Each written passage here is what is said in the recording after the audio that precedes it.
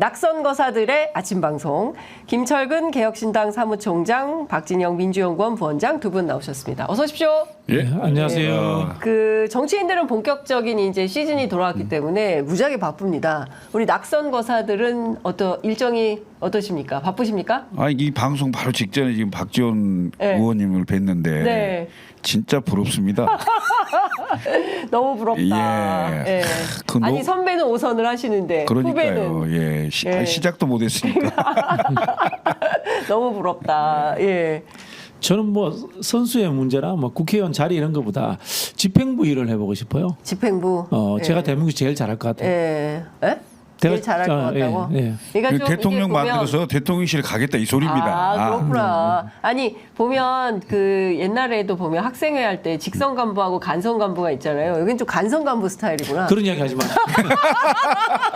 왜 그러세요? 왜 그러세요? 마음에 드세요? 제가 이제 총학생회장 네. 나가려는 이제 주위에 이제 굉장히 많았어요. 근데 제가 이제 양보를 했습니다. 근데 그때부터 양보를 했구만. 그때부터 양보를 했네. 그래서 그 친구들이 굉장히 좋아합니다. 한 40년 양보했네. 네. 큰일이야. 네? 나는 그래도 작은 단과대 학생회장이라 됐어. 그런 건 아니에요. 우리 뭐야 진짜. 그러니까요. 하여간 어제 근데 본회의장 들어가지도 않고 국민의힘은 바깥에서 샤우팅하고 민주당 비판하고 거기 계신 분들도 들어가고 싶으셨겠죠. 아니 근데 예. 누가 야당이고 누가 여당이야 그러니까. 도대체.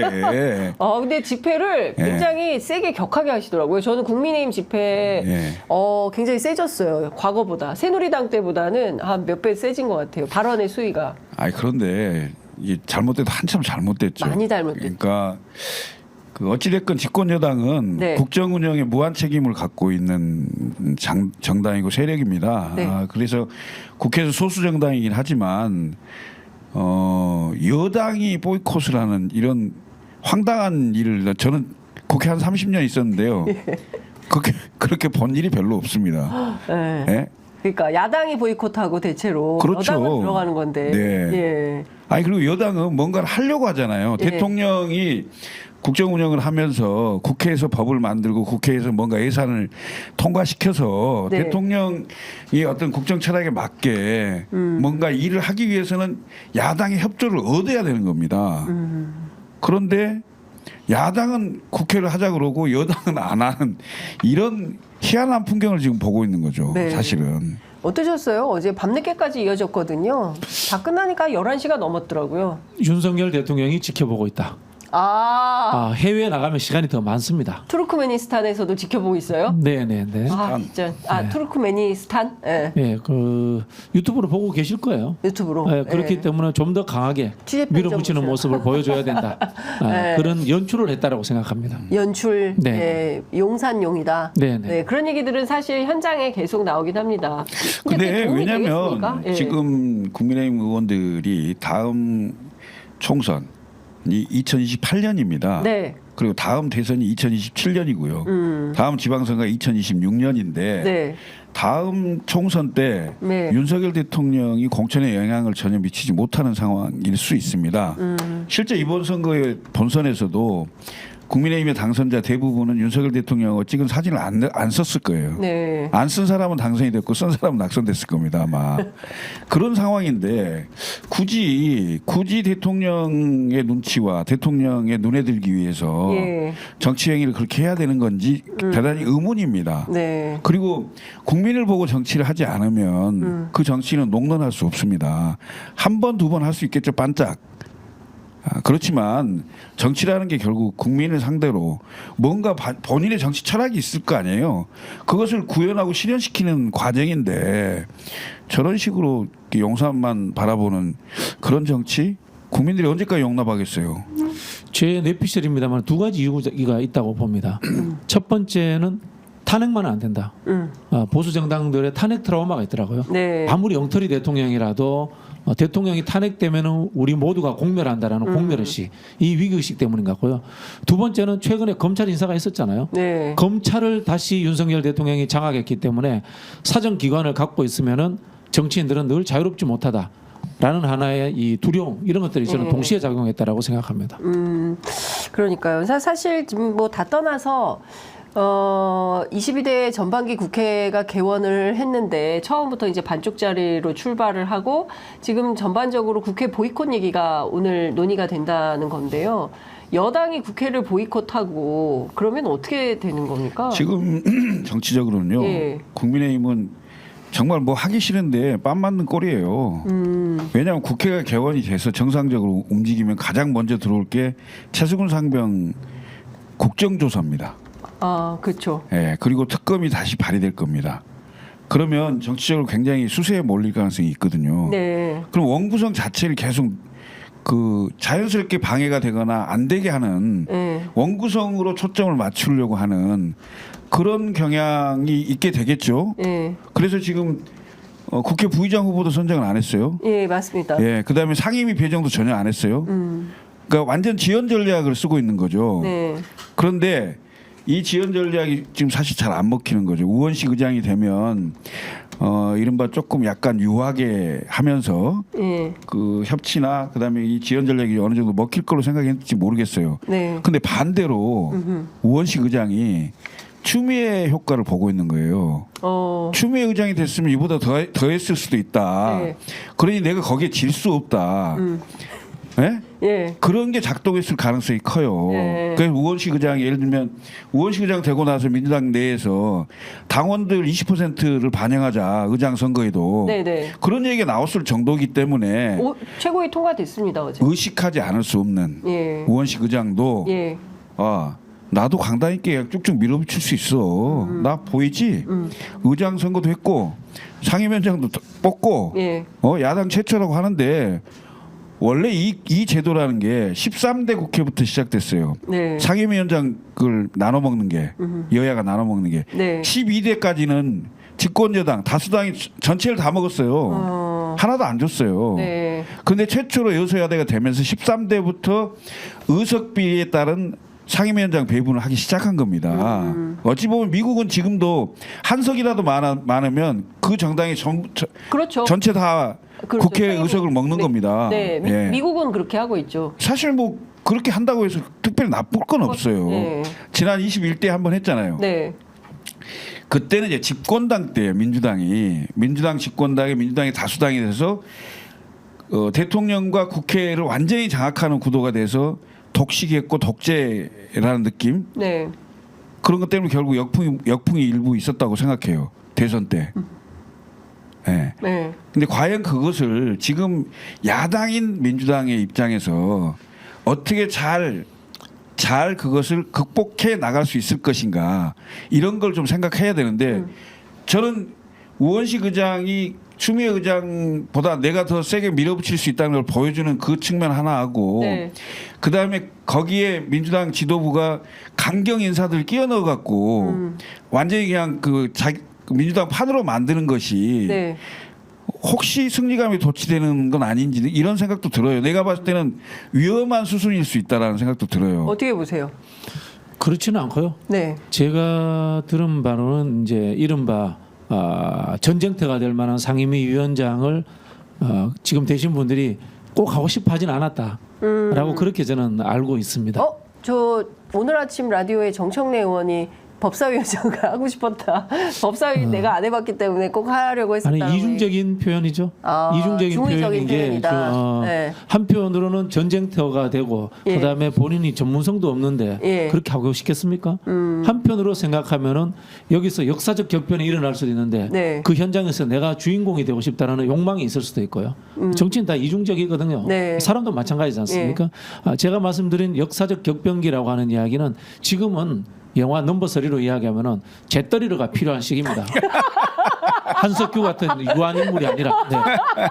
왜 윤석열 정부가 국정 자체를 안 합니다. 네. 그리고 국민들의 들끓는 여론이 아마 뭐 여론조사 회사에서 이제 탄핵 이야기 한번 넣어서 여론조사 돌려볼 겁니다. 최소 55% 나온다고 봅니다. 그런 격변이 있는 자리에서 법사위라든가 운영의 자리를 민주당이 행정부를 심판하는 국회의 네. 책임자로서 가지고 있어야 됩니다.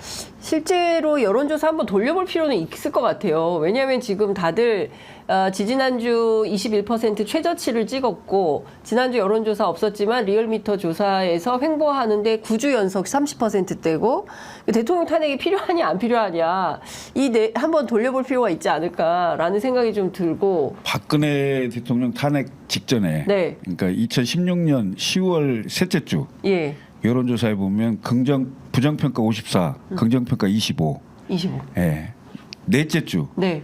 부정평가 74, 긍정평가 17. 11월 첫 주 네. 부정평가 89, 예. 긍정평가 5. 이 3주 만에 그러고 나서 12월 9일이네. 예. 2, 3주 만에 급격히 떨어지거든요. 예. 그러니까 오죽하면 네. 서기를 던졌겠습니까? 오죽하면 석유를 던졌겠냐. 왜냐하면 10%대가 되는 순간 국정운영 동력은 완전히 사라지는 겁니다. 그러니까 공무원들도 일체 말을 듣지 않습니다. 행동하지 않습니다. 네. 왜냐하면 이 행동 본인이 하는 행동 하나하나가 나중에 전부 산자부 장관서부터 산자부 직원들 다 재판받고 있잖아요. 그렇죠. 예. 예. 그렇게 그런 대자뷰가 있을 수가 있거든요. 예. 문재인 정부 때 예. 했던 것처럼 윤석열 그런데 정부도 마찬가지가 될 윤석열 거다. 정부 때는 더 심할 수 있는 거죠. 이러다가 감옥 갈 수 있다? 예.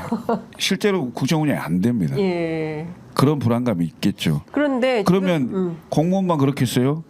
그다음에 사정기관 마찬가지죠. 네. 그다음에 국회의원들, 이른바 정치하시는 분들은 민심의 그 흐름에 엄청나게 민감합니다. 예? 박근혜 대통령 때도 122석이었어요. 탄핵 절대 안 될 숫자입니다. 안 될 숫자 아닙니까? 그렇죠. 그건 됐잖아요. 그렇죠. 예. 예. 10%대로 떨어지면요. 네. 108번내 됩니다. 108번내. 그런데 국민의힘 오늘 이제 의총에서 국회 보이콧 결정을 한다고 하는데 국회 보이콧 결정하면 이거 용산의 뜻을 받들어서 그냥 그대로 가겠다 이런 거 아니에요? 그렇죠. 이미 국민의힘 일부에서 그런 이야기 나왔습니다. 정국회 들어가기 전까지 놀지 뭐. 에? 그런 이야기 있었습니다. 정기국회 들어갈 때까지 논다고요? 네네네. 이건 국민들은 지금 뭐냐면 난린데 살기가 힘들어서 언제 뭐 국정 생각했습니까? 국정 생각했으면 국민의힘이 지금 대통령 출당시키고 아이고야. 의회에서라도 합의해서 의회 정부 역할이라도 해야 되는데 전혀 안 하고 있잖아요. 대통령 국정 안 하잖아요. 솔직히 말씀드려가지고 대한민국 국민들 아까 국정 동력 이야기하는 국정 동력도 없을 뿐더러 동력 없는 게 그나마 다행이에요. 동력 있으면 이번 석유 사태 같은 그런 일들 계속해서 만들어낼 거 아닙니까? 그런 상황에서 아마 저는 여당이 어쩔 수 없이 지금 용산의 눈치 보면서 태업 사태로 네. 계속 끌고 갈 거다. 그렇게 아니 봅니다. 그럼 이 태업이 정기국회까지 이어진다면 지금 6월인데 6, 7, 8 석 달을 놀겠다는 거예요?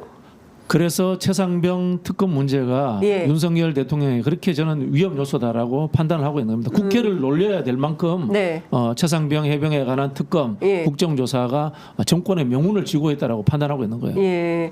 그 오늘 아니 재판 진짜 예. 웃기지 않습니까? 네. 뭐냐면 이 최수근 상병 국정조사 그다음에 특검 이런 것도 있지만 네. 총선 패배에 책임을 지고 총리를 사의한 지가 지금 몇 개월입니까? 네.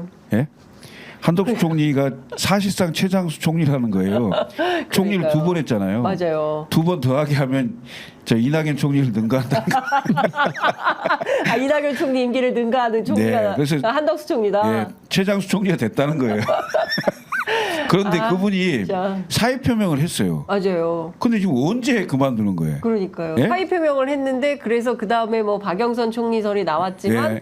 들어가고 그 다음에 아무개 나왔지만 다 없던 일로. 결국 뭐냐면 국회의 본회의를 통과해야 되거든요. 그렇죠. 이건 인사청문회만 하고 끝나는 게 아니잖아요. 예. 국회의 본회의 의결을 받아야 되는 상황이기 때문에 네.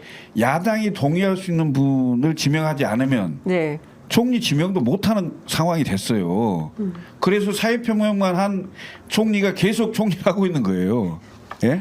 그러니까 이게 지금 정상적인 국가 운영이라고 보기는 거죠. 어렵고 오죽하면 석유를 터뜨렸겠냐라고 말씀하셨는데 그것도 사흘천하예요. 맞습니다. 싹 다 검증 들어가니까 사흘 만에 이게 뭐 말도 안 된다 해서 주가 다 정상화됐고 뭐 이런 건데 앞서 말씀하신 대로 최상병 특검법이 굉장히 중요하다라고 하셨는데 저희 지금 프로그램 진행하는 동시에 오전 10시에 박정훈 단장 재판 네. 군사 재판이 있는데 이 현장에 추미애 의원과 이준석 의원이 지금 그 현장에 가서 기자회견을 하고 있습니다. 뭐 군인권센터 등이 함께 갔는데요.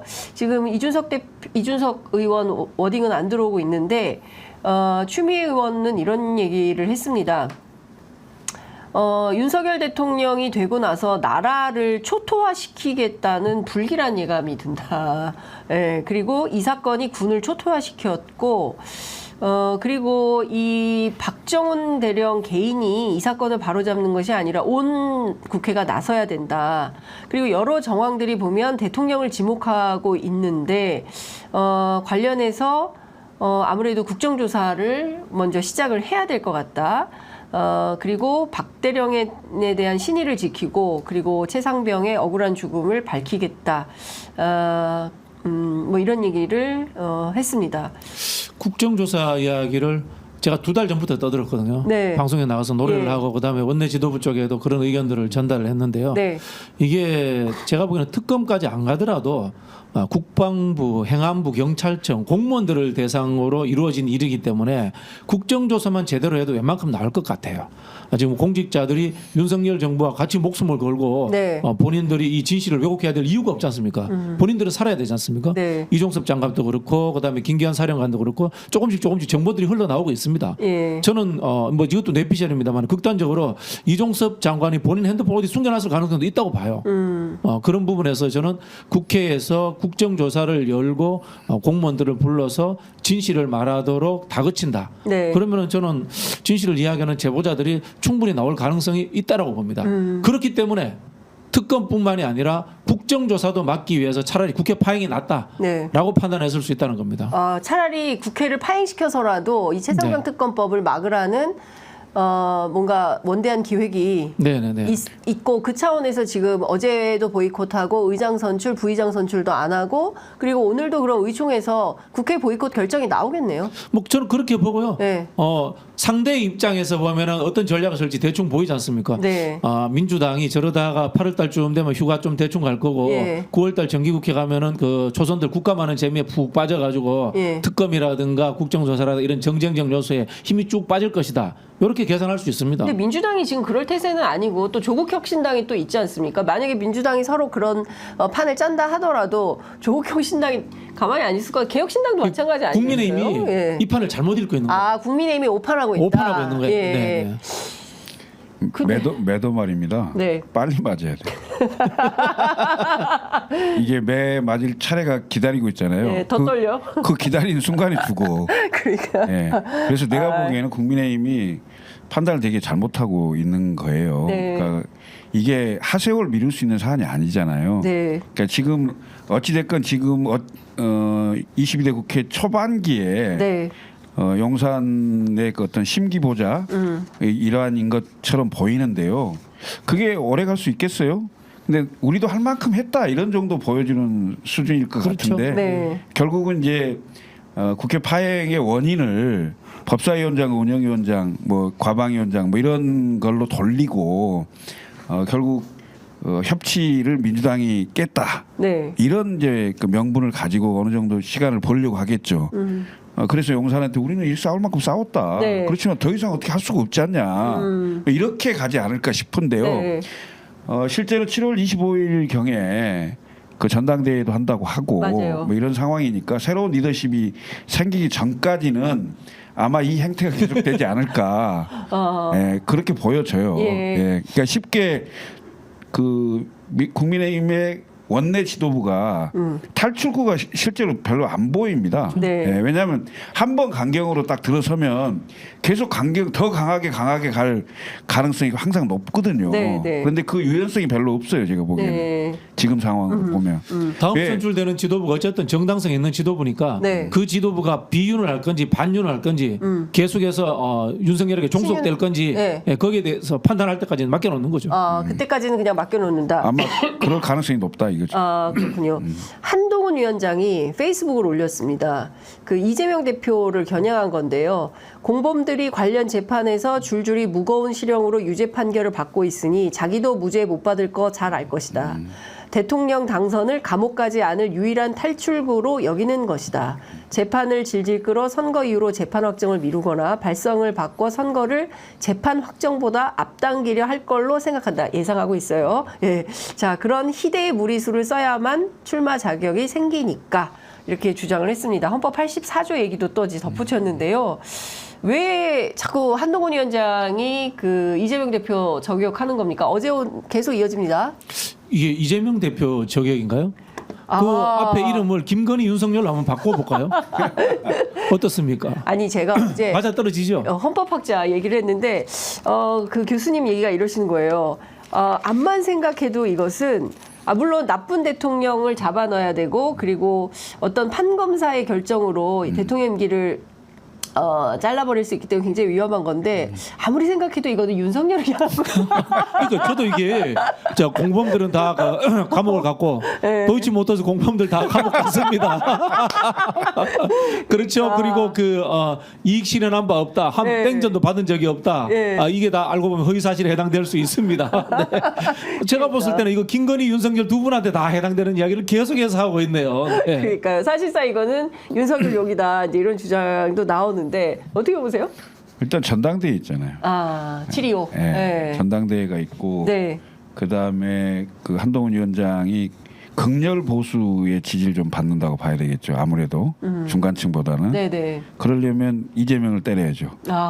이재명을 때리고 그 이재명이 그 사실상 대통령 선거에 나오려면 판결 전에 나와야 된다는 건 한동훈이 아니고 여의도에서는 다 아는 얘기니까 그냥 한동훈 입을 통해서 나오니까 그 기사가 되는 건데 네. 저는 전당대회용으로 보입니다. 전대용이다. 네. 예. 그 뭐 빨리 나와버리지 뭘 이렇게 뜸을 들입니까? 아니 자기가 정치 떠난다 했잖아요. 책임지고 그만한다고 했으니까. 그만한다 했잖아요. 그럼 예. 사실은 한동훈 입장에서 급한 게 아니거든요. 저 같으면 네. 다음 재보궐선거의 수도권에 예. 공천 받아서 민심으로부터 한번 심판을 받고 나오겠어요. 예. 그러면 할 말 없잖아요. 예? 그렇죠. 근데 그런데 이게 지금 총선 패배에 책임을 진 비대위원장이 다시 전당대회에 나온다? 무슨 낯으로 나오는 겁니까 도대체? 그리고 그 책임은 전부 윤석열이 있다고 그렇게 말하고 나올 겁니까? 예? 대한민국 국민이 바보입니까? 윤석열 검사 출신한테 이렇게 심하게 당하고 있는데 더 정교하다는 한동훈 검사한테 당해야 됩니까? 그러니까 연거푸 2번을 안 시켜줄 것 같아요. 우리 국민들이 검사한테 완전히. 저는 근본적인 이야기를 좀 하고 싶은데요. 네. 한동훈식의 법인식 때문에 네. 저는 대한민국 검판사들은 다 정치하면 안 된다고 생각해요. 이것 자체가 굉장히 독일 나치식의 법률 인식이에요. 법이 민주주의를 지배할 수 있다라는 생각을 갖고 있는 거고요. 네. 100명의 범죄자를 잡는 것보다도 한 명의 억울함이 없어야 된다는 것이 법의 원칙입니다. 그렇죠. 그러나 이 사람들은 100명의 억울한 일이 있더라도 한 사람의 범죄자를 잡으면 된다고 생각하는 네. 거예요. 이게 형법 우선주의예요. 예. 이런 것들이 실제로는 헌법에 보장된 개인의 자유의 문제라든가 시민권의 문제, 민주공화국의 정신과 위배되고 있습니다. 그런데 문제는 뭐냐면은 한국의 대다수의 검판사라는 법조인들이 이런 류의 형법을 배워서 법조인 생활을 하고 그다음에 정치권에 온다는 거예요. 네. 그래서 저는 법조인들 진짜 정치권의 이 많은 상황들 네. 이게 지금 한국의 민주주의를 짓밟는 예. 가장 근본적인 원인 중에 하나라고 생각합니다. 그리고 법조인들이 너무 많아요. 예, 그 국회에 물론 이제 법을 입법기관이기 때문에 아닙니다. 대의기관입니다. 국회는 헌법의 대의기관으로 나왔어요. 네. 이거부터 바로 잡아야 헌법의 됩니다. 대의기관입니다. 네. 잘못했습니다. 네. 큰일 날 뻔했네. 입법권이라는 기능을 가질 뿐입니다. 네, 입법권이라는 기능을 갖고 있기 때문에 네. 박진영 부원장님한테 한 대 맞을 뻔했어요. 아니 왜 제가 이 사실에 진짜 분노해요. 네, 진짜. 격분하셔가지고. 네. 네. 아니, 그러니까 사실상 이제 그 법을 만들고 예. 개정하고 그래서 이제 이른바 니갈 마인드가 있어야 된다 그렇죠. 이런 취지로 얘기를 많이 하잖아요. 예. 그런데 이게 그 법률과 과다입니다. 그러니까 여당도 그렇고 야당도 맞아요. 그렇고 그게 이제 엘리트주의로 흐를 수 있는 가능성이 높고요. 국회에 300명의 국회의원은 5천만 국민의 축소판입니다. 그렇습니다. 그리고 더 세게 얘기하면 합법적인 정치 투쟁의 장입니다. 예. 그래서 제도권 내에서 정치 투쟁을 하는 그런 곳이거든요. 네. 그래서 정말로 본인 한 사람 한 사람이 최소 국민의 10만 이상을 대표하는 그렇습니다. 예. 그렇습니다. 우리가 지역구로 보면 네. 17만, 18만 정도 네, 대체로 평균 그 정도 그렇죠. 되는 거거든요. 예. 그러니까 그런 정도이기 때문에 정치하시는 분들이 예. 그 대의기관 본인이 4년간 예. 이 소신껏 정치를 해라. 그리고 그 평가는 선거에 또 받는다. 이런 거잖아요. 네.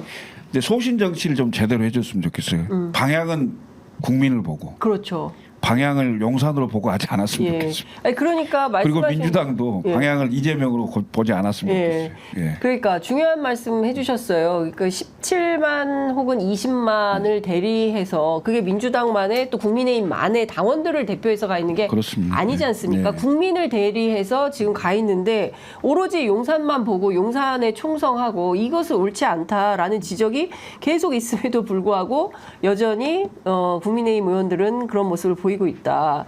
그런데 어제 이재호 민주화운동 기념사업회 이사장이 한동훈 내 동생이라면 딱 불러다가 당대표 못 나오게 할 거다. 그만둬! 이런 얘기를 하신다는 거예요. 말을 들을까요? 이재호 위원장 얘기를? 안 듣겠죠. 빗도로도 안 들어. 안 듣겠지 당연히. 안 들어. 안 들을 만하니까 본인이 얘기하는 거지. 하거나 나중에 말거나. 권력 잡고 수사 안 하면 당이게요. 아, 이러면 수사 당하는 거예요? 야, 무섭다. 근데 지금 생각해 보면 어쨌든 한동훈 위원장의 거취를 둘러싸고 이러저러한 얘기들이 계속 나오는 것은 그의 어떤 등장이 임박했다, 초읽기에 들어갔다 이렇게 볼 수밖에 없을 것 같습니다. 6월 아니, 11일이기 때문에 내가 보기에는 한 달 전에 나와야 될 거 아니에요? 정치를 전혀 모르는 이상한 행보를 하는 거예요. 그러니까 큰 정치를 봐야 돼요. 일단 총선을 지휘했잖아요. 네. 지휘해서 패배를 했잖아요. 그리고 패배의 책임을 지고 사퇴를 했어요.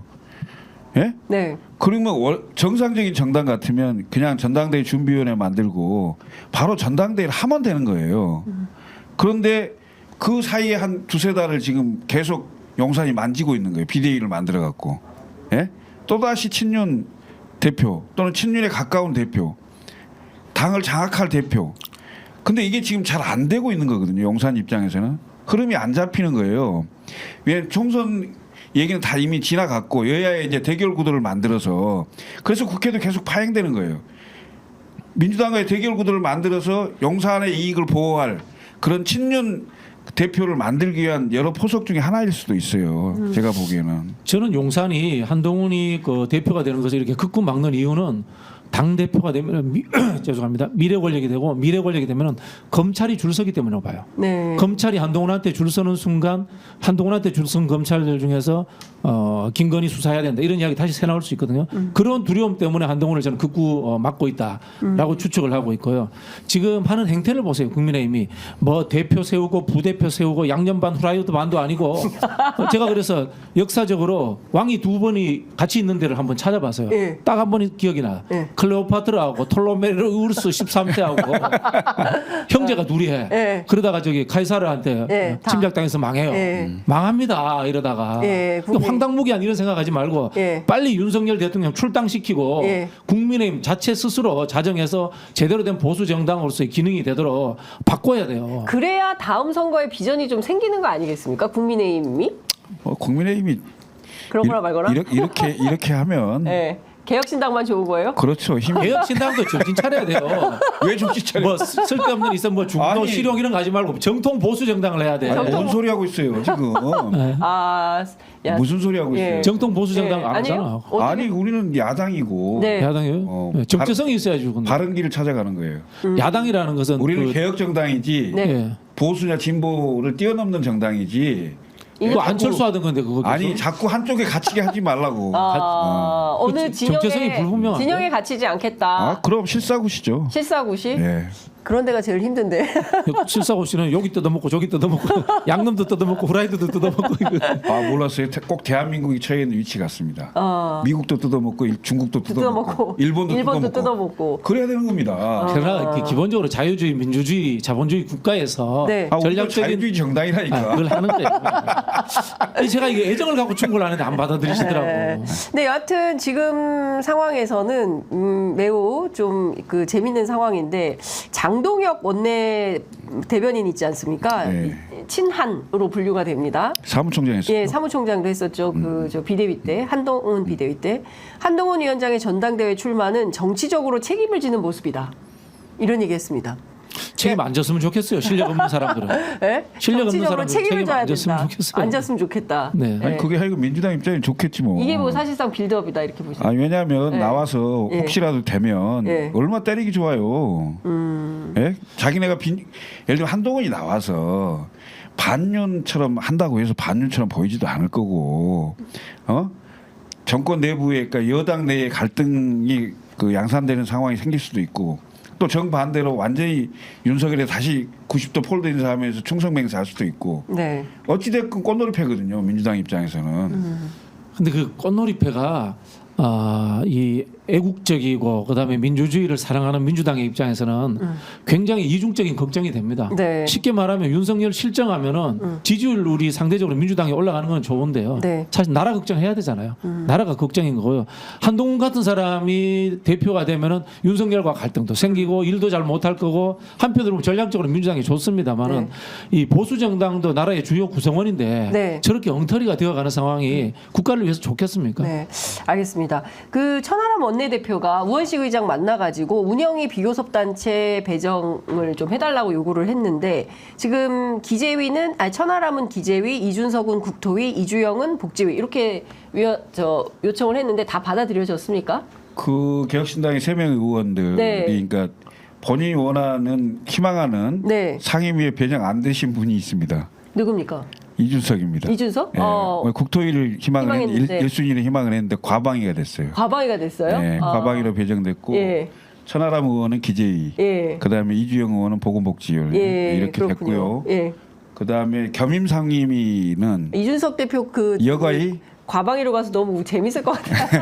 여가위를 신청을 했는데 네. 여가위가 안 받아들여졌어요. 어. 그래서 겸임 상임위에 예. 여가위는 못 가고요. 아. 이준석 의원은 예결위. 예결위. 예결위 가고 천하람 우리가 원내대표인데 네네. 원내대표는 운영위. 운영위. 예, 겸임으로. 배정 겸임으로 받았어요. 네. 그래서 원래 이제 비교섭은 잘 운영위에 예. 그 배정을 안 하는데 예. 특별히 그 천하람 원대가 예. 운영위에 들어가게 돼서 예. 용산 대통령실을 향해서 감사를 할 수 있는 권한을 갖게 됐다. 아, 그렇구나. 예, 예, 그렇습니다. 개혁신당 몫으로 운영위에 예. 들어. 이거는 그러면 어떤 측면에서는 그 우원식 의장이 좀 배려를 했다 이렇게 볼 수 있는 건가요? 그럴 수 있죠. 예, 그럴 수 있는데 이제 예. 그 이준석 의원 같은 경우는 지역구가 화성이거든요. 네네. 화성인데 동탄 지역인데 그 지역 현안을 조금 해결하기 위해서는 국토위가 좀 필요했었는데 네네. 국토위를 못 가고 네.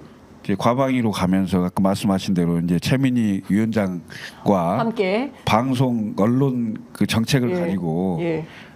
국민의힘과 치열한 논쟁이 예상되는 예. 많이 핫한 상임입니다, 사실은. 예, 그렇죠. 예. 재밌겠네. 제일 핫한 상임위가 될 거예요. 재밌을 것 같아요.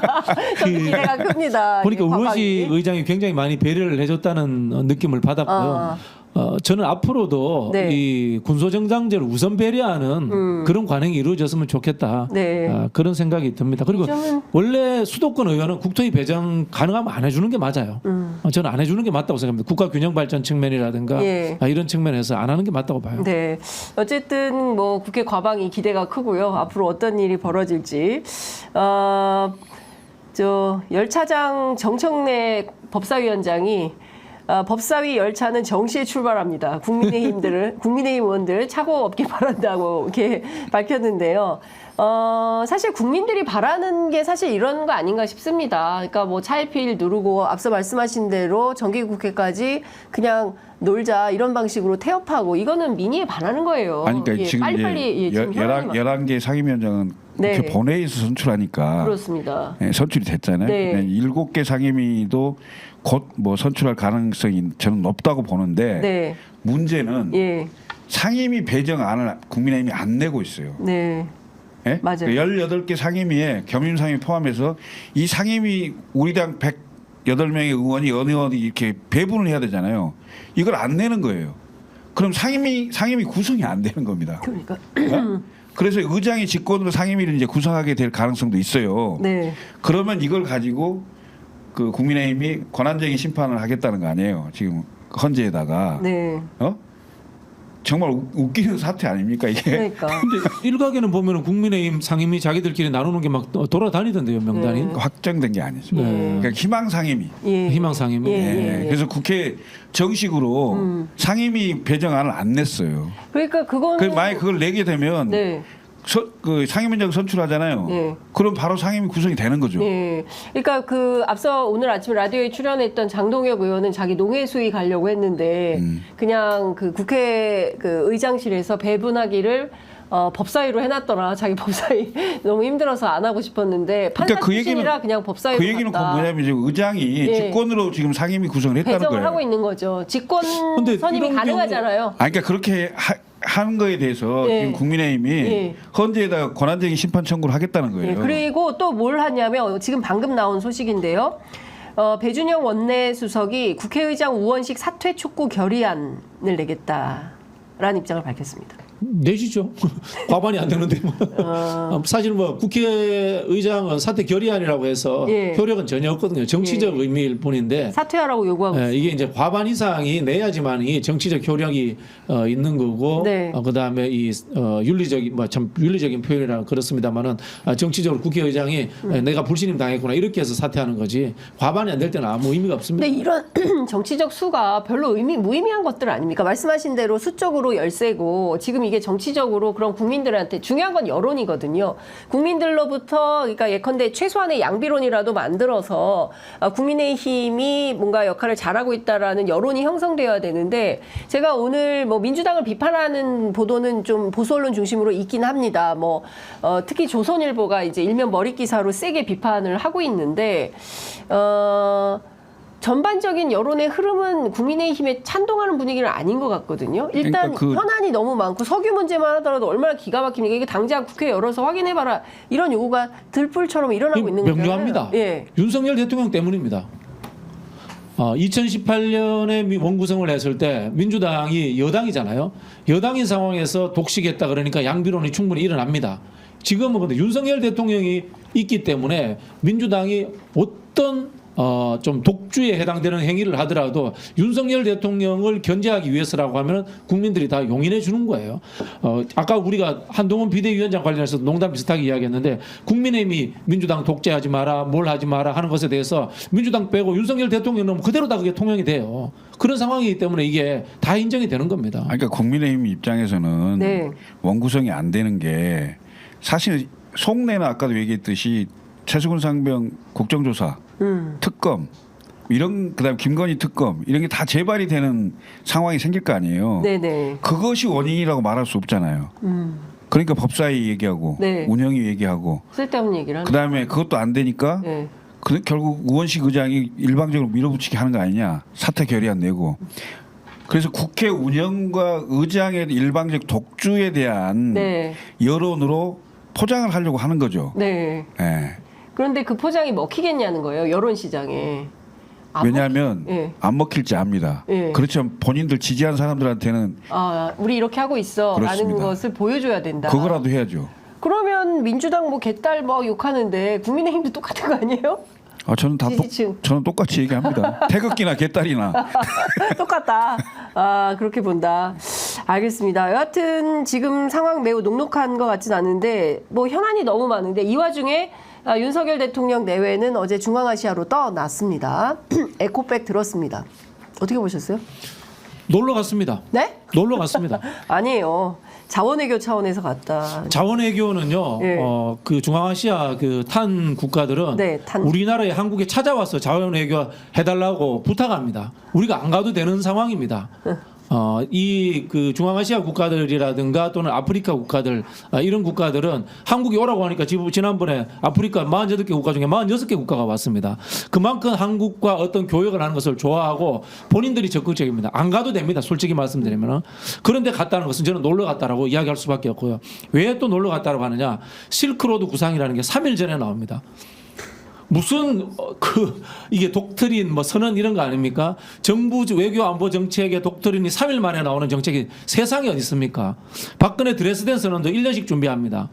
이런 거는 좀 처음 봤고요. 그다음에 네. 이런 게 나오려면은 인수위 때 석유도 어제 보고받고 오늘 발표했어요. 그렇죠. 인수위 때 국정 목표나 국정 과제로 들어 있어야 돼요. 네. 없었어요. 제가 봤을 때는 검찰 인사 끝났고 정권의 위기가 어느 정도 마무리됐다 싶으니까 부부 동반 버킷리스트 이제 채우러 가자 이렇게 해서 실크로드 한번 탐방 그렇게 갔다라고 봅니다 저는. 어떻게 보십니까? 외교 대통령 외교를 이제 뭐 민주당 인사니까 그렇게 얘기할 수도 있겠지만 외교는 외교고요. 네. 그러니까 아니 저 박근혜 대통령 외교도 인정한다니까요. 외교에 갔을 때 이제 그 부부 동반으로 가서 배우자인 김건희 여사가 유럽이나 이런 데 갔을 때 수행원들 데리고 명품 가게나 다니고 이렇게 해서 국격을 좀 떨어뜨리는 일은 좀 안 했으면 좋겠어요. 안 했으면 좋겠고 저는 그 비행기 트랙에 올라가면서 이게 에코백을 딱 들고 있는 거 그러니까 보고 어떤 생각하셨어요? 참 이분도 참 차라리 아무것도 들지 말지. 그러니까. 안 들었으면 가방에 대한 생각은 없을 거 아니에요. 예. 에코백을 든다고 해서 명품백이 사라진 게 아니거든. 예? 에코백을 들면 들수록 명품백이 연상돼요. 백을 들면 예. 연상이 되잖아요. 그렇죠. 그 주변에 있는 사람들이 조언을 해도 참 희한하게 한다 이런 생각이 들었어요. 아예 안 들었으면 예. 그 생각이라 연상이라도 안 될 거 아닙니까? 솔직히 말하면 저는 김건희 여사 딱 봤는데 명품백하고 시계밖에 안 보이더라고요. 그래서 저는 그 출발선부터 이미 그 별로 도움이 안 될 거라는 예상을 하고 있습니다. 하고 있고 모든 행동이 과거에 그 노무현 대통령 시절 말기에 돌부리에 넘어져도 노무현 때문이라는 얘기가 있을 정도로 그 여론이 안 좋았었거든요. 안 좋았을 때가 있었어요. 네. 거의 그 상황이 지금 돼가고 있는 게 아닌가 이런 생각이 들어요.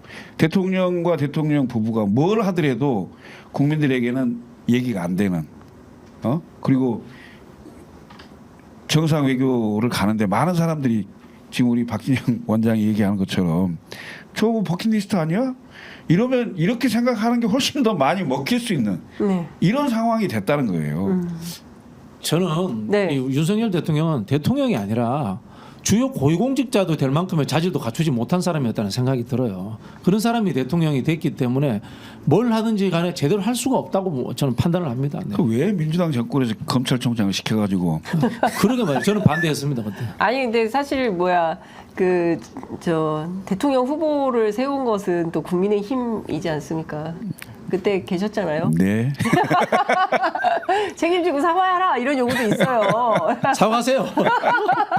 저는 제가 방송에 나와서 대놓고 이야기했습니다. 네. 윤석열 검찰총장 청문회 때 동의했던 민주당 국회의원들 전부 다 정기 은퇴해야 된다고. 많지 않나요? 많죠. 그 사람들 지금도 배지 달고 있는 사람도 있습니다. 전부 다 반성문 쓰거나 석고대죄하세요. 그 사람들도. 네, 알겠습니다. 이것 좀 여쭤보겠습니다. 이제 시간 다 돼서 마무리를 하긴 해야 되지만 이게 굉장히 뜨거운 이슈가 되고 있어서 어제 민주당 최고위원회에서 당원당규 개정 의결을 했습니다. 당대표 사퇴 규정에 예외를 두면서 사퇴 시점을 정할 수 있게 된 건데요. 이 결정 어떻게 보십니까? 제가 말씀을 드려야 되겠네요. 먼저. 예. 첫 번째 가정. 이재명 대표는 연임을 결정하지 않았습니다. 아까 우리 이제 박지원 원장님도 그런 이야기 하셨을 거예요. 네. 그리고 두 번째, 이 당원당규 개정 대상이 이재명 대표라는 설정이 성립되지 않습니다. 그래서 이 이야기 뭐냐면요, 민주당은 혹시나 모를 대통령의 임기 중단, 네. 탄핵, 네. 개헌 또는 여기에 반하여 이 집권층이 획책하고 있는 수많은 위협들에 대처하기 위해서 비상 상황이 됐을 때는 당시의 리더십이 견고하게 작동해서 그 전국을 헤쳐나갈 필요가 있다는 생각에서 저는 이런 유예 규정을 뒀다. 그리고 일상적인 정치 상황이 그대로 돌아간다면 이 유예 규정 비상 상황이 적용될 필요는 없다. 이렇게 해석하시면 됩니다. 네. 그거 하나만 더 여쭤볼게요. 이제 과거에 당 내부에 귀책 사유가 있을 때는 민주당이 후보 내지 않고 무공천하는 조항이 있지 않았습니까? 네네. 사실 그런 조항을 만들었을 때 굉장히 민주당이 잘 결정했다라고 국민들한테 환호를 받았는데 그 규정도 이번에 삭제를 했습니다. 그리고 뭐 부패 연루의 경우에도 네네. 그것도 이제 문제 없도록 조항을 변경했거든요. 이 두 가지 조항은 첫 번째는 네. 이게 검찰 독재 정부이기 때문에 네. 사법적 판단에 대해서 신뢰를 할 수 없다라는 전제가 깔려 있는 것 같고요. 두 번째는 결국 정치라고 하는 것은 규정과 규칙의 문제보다도 국민적인 여론과 선거로서 심판받는 거기 때문에 거기에 따른 정무적 판단의 영역을 넓혀둬야 된다라는 하나의 정치 활동의 자유의 측면에서 저는 그렇게 한 것 같아요. 저는 동의합니다. 그 부분에 원래부터 반대했습니다. 저는 그런 규정들에 대해서. 네. 네. 어떻게 보십니까? 잘못됐죠. 이건 어떤 측면에서 잘못됐다고 보십니까? 우선 저는 그렇게 말씀하실 걸로 봤습니다. 그러니까 모든 걸 합리화시키는 독재 정권 하에서 독재 정권의 그러니까 피해자로서 우리는 정치 활동을 하기 위해서 그렇게 해야 된다. 그 과거에 박정희, 전두환 뭐 이런 정도 상황이면 이해하겠어요. 그리고 그때는 이런 규정도 없었어요. 또 실제로 정치 활동 규제를 해갖고 정치를 못하게 했고 그때는 당원 당규도 없었습니다. 네. 솔직히 말씀드려서. 이런 상황이었기 때문에 그때 상황 같으면 내가 뭐 이해하겠는데 물론 지금 윤석열 정부를 검찰 독재라고 규정하면서 그 정도 수준이라고 얘기를 하면 뭐 일리가 있다고 생각을 하겠습니다만은 지금 상황은 적어도 그런 건 아니다. 그러니까 이 예를 들면 규칙 사유가 있는 그 부정부패 연루자 이 부분에 대해서 그럼 그 당 책임이 없다. 예를 들면 지금 돈봉투 연루된 의원들이라든지 이런 분들이 실제로 검찰 조사 결과 뭐가 나왔다. 그럼 그건 전당대회에 있어서 그동안의 관행과 관례이기 때문에 우리는 예를 들어서 뭐 피해자다. 이렇게 하면서 그냥 다른 의원들, 다른 후보들 내겠다 이런 취지 같은데 이건 대단히 좀 문제가 있고요.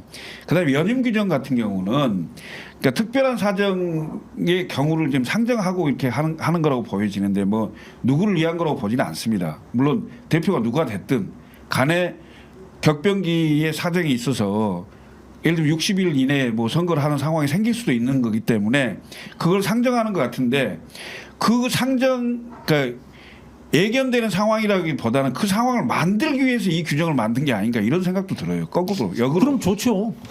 역으로. 그 김철근 총장님 말씀이 일리가 있습니다. 네. 그래서 제가 봤을 때는 애초에 이런 규정을 만든 것 자체가 잘못된 거예요.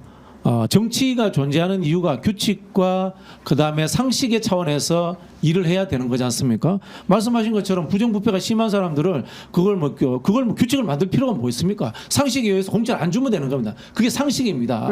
그런 측면에서 저는 이런 것들을 넣는 것 자체가 좀 웃긴다라는 생각을 평소에 그럼 상식을 안 지켰기 때문에 규칙을 만들자 이렇게 해석된단 말이에요. 아니 근데 그게 아니라 실제로 문제가 발생이 돼서 그걸 미리 예단할 수는 없잖아요. 그러니까 재임 중에 부정부패 사건으로 수사받고 재판받아서 이제 더 이상 직을 유지할 네네. 수 없게 됐을 때 그 다음 선거에서 민주당은 후보를 안 냈단 말이에요.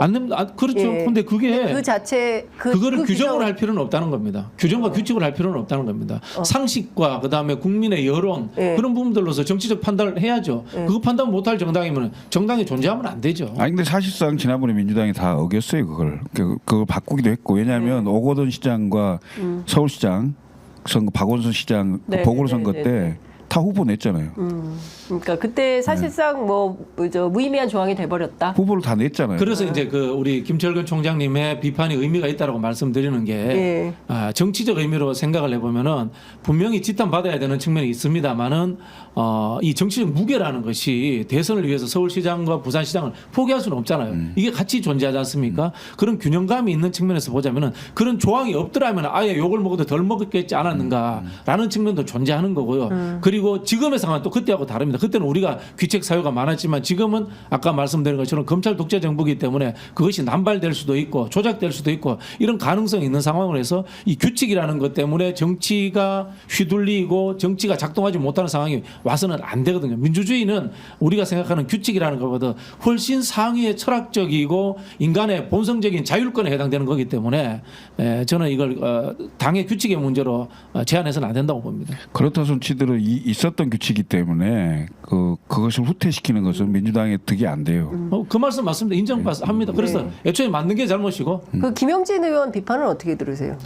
뭐 당내에서 그런 비판할 수도 있죠. 네. 비판할 수도 있는데 뭐 제 개인적으로 친한 의원이지만은 네. 실력이 저보다 좀 떨어집니다. 크게 못 보시는 거예요.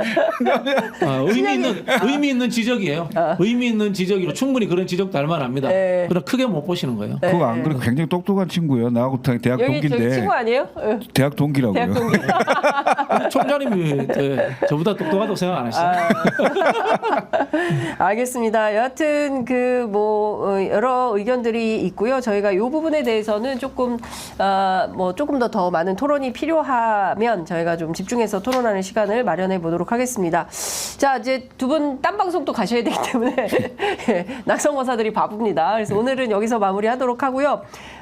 저는 이제 국회로 가겠습니다. 예, 국회로 가서 오전 11시 민주당 의총이 있는데요. 잠시 후에 국회에서 뵙도록 하겠습니다. 두 분 말씀 잘 들었습니다. 고맙습니다. 예, 감사합니다. 예.